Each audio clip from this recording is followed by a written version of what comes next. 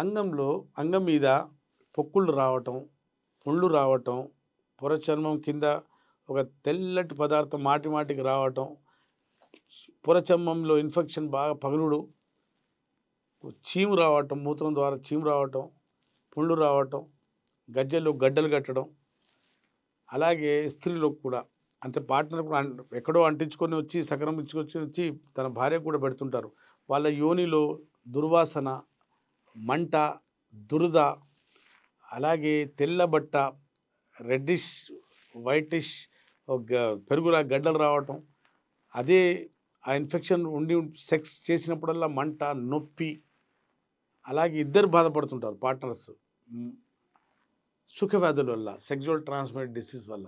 అలాగే స్త్రీల్లో కొన్ని రోజుల తర్వాత ఏమవుతుంది, ఆ సుఖవ్యాధుల వల్ల పిఐడి, పెల్విక్ ఇన్ఫ్లమేటరీ డిసీజ్, ఎప్పుడు నీళ్ళు దుర్వాసన నీళ్లు పోతూనే అంటే తెల్లబట్ట పోతూనే ఉంటుంది.